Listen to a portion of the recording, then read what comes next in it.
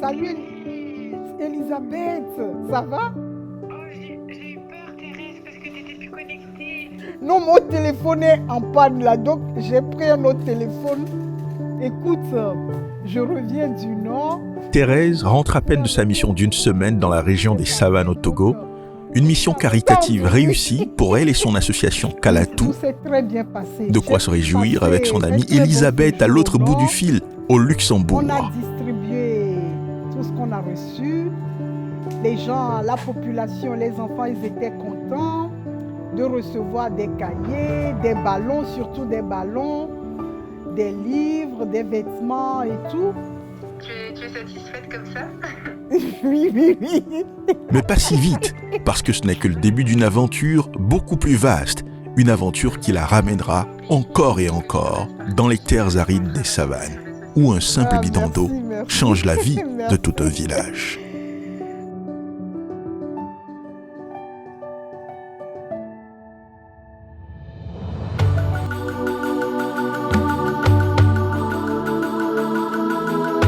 Bienvenue à Nabanga, un village niché dans la région aride des savanes au nord du Togo.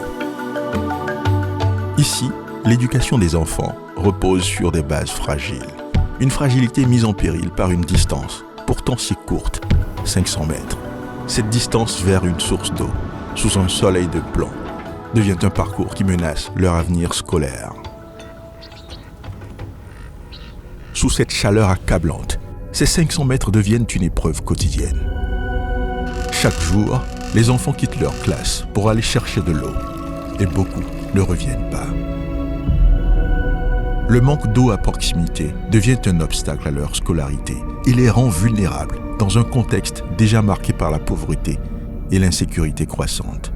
Le manque d'eau à l'école est un prétexte qui les pousse, petit à petit, à décrocher.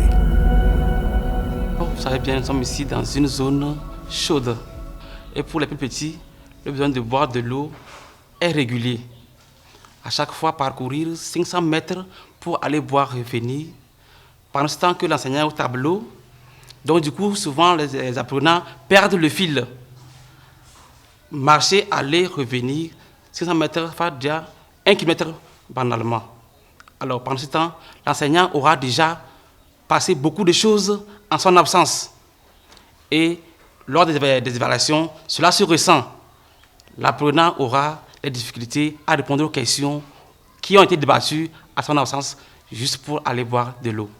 On a 999 999. Qui veut quelque chose?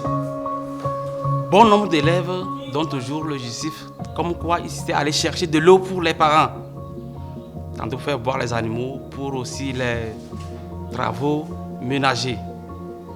Donc, le retard, à chaque fois, est expliqué par la recherche de l'eau. Thérèse, cette infirmière togolaise installée au Luxembourg, découvre cette réalité lors d'une de ses premières visites dans la région des savanes. Une réalité si simple et pourtant si bouleversante. Pour les parents et les enseignants qu'elle rencontre à Kpakouat, son premier village d'accueil, la demande était simple, mais surprenante. En lieu et place d'une demande de soutien osée, ils voulaient juste des bidons d'eau.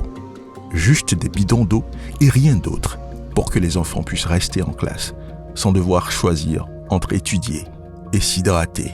J'ai eu le temps d'écouter les parents d'élèves,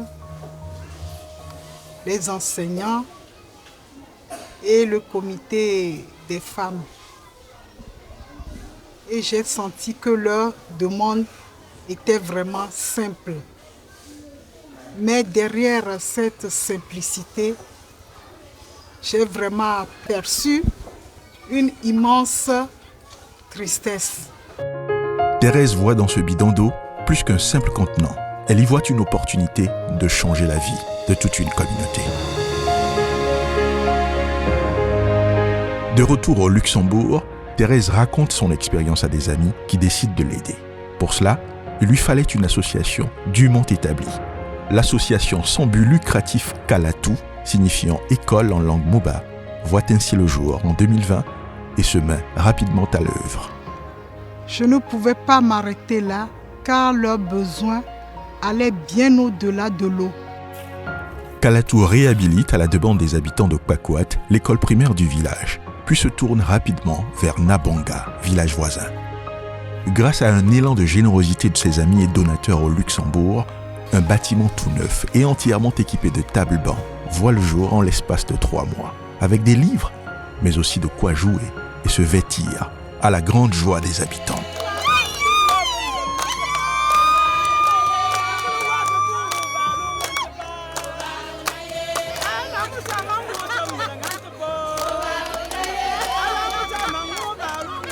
À Nabonga comme à Kwakwat, c'est la même réalité de l'eau qui expose les enfants au décrochage, compromettant leur avenir.